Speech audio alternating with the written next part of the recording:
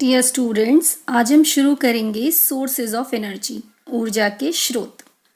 किसी भी कार्य को करने के लिए ऊर्जा की आवश्यकता होती है। जैसे कि साइकिल चलाने के लिए ऊर्जा की आवश्यकता है, खाना पकाने के लिए ऊर्जा की आवश्यकता है, फैक्ट्री में काम करने के लिए ऊर्जा की आवश्यकता है, मोबाइल चलाने के लिए ऊर्जा चाहिए जो कि उसकी बैटरी से मिलती है। ऐसे बहुत सारे कार्य हैं हमारे दैनिक जीवन में जिन्हें करने के लिए हमें ऊर्जा की आवश्यकता होती है। ऊर्जा के विभिन्न रूप हैं तथा ऊर्जा के एक रूप को दूसरे रूप में परिवर्तित किया जा सकता है। ऊर्जा को ना उत्पन्न किया जा सकता है ना इसे नष्ट किया जा सकता है। Energy can neither be created nor be destroyed.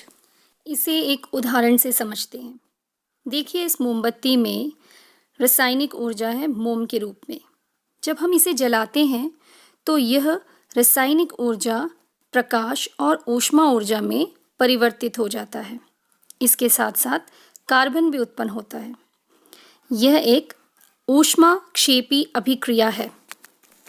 किसी भी भौतिक अथवा रासायनिक प्रक्रम में कुल ऊर्जा अपरिवर्तित रहती है।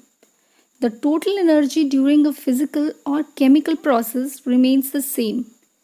अगर हम पुनः विचार करें इस उदाहरण पर, तो किसी भी प्रकार से अभिक्रिया में उत्पन्न ऊष्मा और प्रकाश को अन्य उत्पादों के साथ मिलाकर मोम के रूप में रासायनिक ऊर्जा को वापस प्राप्त नहीं किया जा सकता, क्योंकि प्रयोज्य रूप में उपलब्ध ऊर्जा चारों ओर के वातावरण में अपेक्षाकृत कम प्रयोज्य रूप में क्षयित हो जाती है। Means the usable form of energy is dissipated to the surrounding in less usable forms. अतः कार्य करने के लिए जिस किसी ऊर्जा के स्रोत का उपयोग करते हैं वह उपभुक्त हो जाता है और उसका पुनः उपयोग नहीं किया जा सकता। Hence, we can say that any source of energy we use to do work is consumed and cannot be used again. दैनिक जीवन में विभिन्न कार्यों को करने के लिए हम ऊर्जा के विविध स्रोतों का उपयोग करते हैं। जैसे रेलगाड़ियों को चलाने में हम डीजल का उपयोग करते हैं, सड़कों के लैंपों को दीप्तिमान बनाने में विद्युत का उपयोग करते हैं, शारीरिक कार्यों को करने के लिए पेशीय ऊर्जा का इस्तेमाल करते हैं। हमें ये जानना आवश्यक है कि ऊर्जा को उसके प्रयोज्य रूप में प्राप्त करने के लिए आवश्यक स्रोत का चयन किस प्रकार किया जाता है। हमें ईंधन का इस्तेमाल करते समय कुछ बातों का ध्यान रखना चाहिए। ये दहन में कितनी ऊष्मा मुक्त करता है। जैसे अगर हम एलपीजी सिलेंडर का इस्तेमाल करते हैं और उतनी ही मात्रा में हम लकड़ी ले लेते हैं, तो लकड़ी हमें उतनी ऊष्मा नहीं देगी जितनी कि एलपीजी गैस हमें ऊष्मा देगा। क्या ये अत्यधिक धुआं उत्पन्न तो नहीं करता? जैसे कि सीएनजी गैस है जो कि धुआं मुक्त गैस है, उसका इस्तेमाल करने से हमारे वाहनों में से धुआं बहुत ही कम उत्पन्न होता है, तो वह पर्यावरण को भी हमारे बहुत ही कम नुकसान पहुंचाता है। क्या ये आसानी से उपलब्ध है? अगर हम इन सभी बातों का ध्यान रखते हैं तो हम एक अच्छे ईंधन का चयन कर सकते हैं। तो हम कह सकते हैं कि एक उत्तम ऊर्जा का स्रोत वह है जो प्रति एकांक आयतन अथवा प्रति एकांक द्रव्यमान अधिक कार्य करे, यानी कि 1 ग्राम वायु में जलने पर अधिक ऊर्जा प्रदान करे, सरलता से सुलभ हो, हमें आसानी से मिल जाए, भंडारण तथा परिवहन में आसान हो, उसे स्टोर हम ईजिली कर सके, कहीं ले जाना हो तो आसानी से ले जाया जा सके। सबसे अधिक महत्वपूर्ण ये है कि वह सस्ता हो, ज़्यादा महंगा ना हो। ऊर्जा के स्रोतों को 2 प्रमुख भागों में बांटा गया है। नवीकरणीय ऊर्जा स्रोत, रिन्यूएबल एनर्जी सोर्सेस, अनवीकरणीय ऊर्जा स्रोत, that is non renewable energy sources. सबसे पहले हम नवीकरणीय ऊर्जा स्रोत को समझ लेते हैं। वे ऊर्जा स्रोत जिनका पुनर्जनन या रीजनरेशन हो सकता है, उन्हें ऊर्जा के नवीकरणीय या रिन्यूएबल स्रोत कहते हैं। इन्हें ऊर्जा के गैर परंपरागत स्रोत भी कहते हैं। ऊर्जा के ऐसे स्रोत या सोर्सेज जिन्हें दोबारा बनाया जा सकता है अथवा जो दोबारा बन सकते हैं और प्रकृति में असीमित मात्रा में पाए जाते हैं। उदाहरण के तौर पर पवन ऊर्जा। पवन ऊर्जा का इस्तेमाल किया जाता है पवन चक्की को चलाने में, जो कि भूमिगत जल को निकालती है। जल ऊर्जा, जल से विद्युत ऊर्जा उत्पन्न होती है। सौर ऊर्जा, जैसा कि हम जानते हैं कि सौर ऊर्जा हमें सूर्य से प्राप्त होती है। कपड़े सुखाने के लिए हम सौर ऊर्जा का इस्तेमाल करते हैं।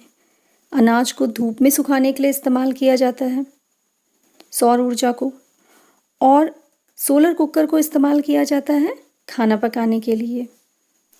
अगला प्रकार है अनवीकरणीय ऊर्जा स्रोत, नॉन रिन्यूएबल एनर्जी सोर्सेस। तो ये वे स्रोत होते हैं जिनका पुनर्जनन या रीजनरेशन नहीं हो सकता। उन्हें ऊर्जा के अनवीकरणीय स्रोत कहते हैं। इन्हें ऊर्जा के परंपरागत स्रोत भी कहते हैं। प्रकृति में बहुत लंबे समय से एकत्रित ऊर्जा के स्रोत जो समाप्त होने पर पुनः स्थापित नहीं किए जा सकते, वे अनवीकरणीय स्रोत कहलाते हैं।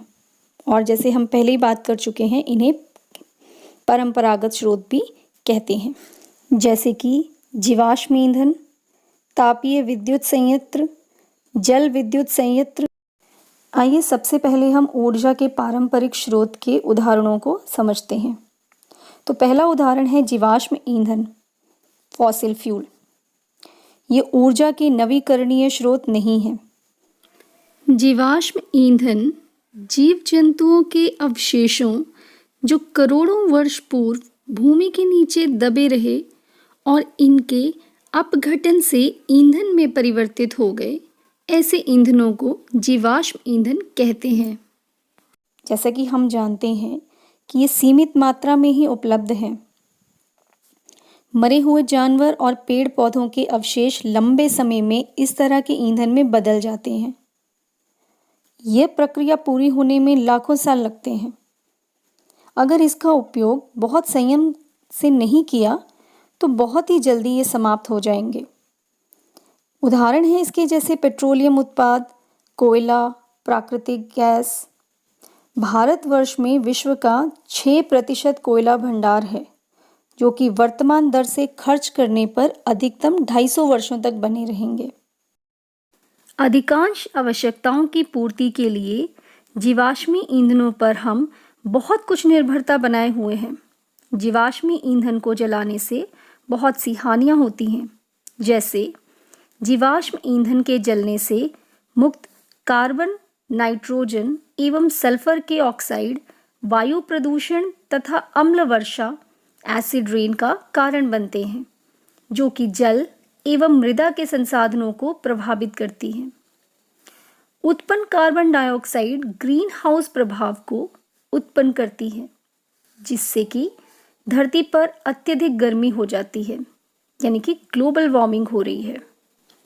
जीवाश्मी ईंधन के जलाने के कारण उत्पन्न होने वाले प्रदूषण को कुछ सीमाओं तक दहन प्रक्रम की दक्षता में वृद्धि करके कम किया जा सकता है, यानी कि कंबशन प्रोसेस की एफिशिएंसी को बढ़ा करके फॉसिल फ्यूल से होने वाले पोल्यूशन को कम किया जा सकता है।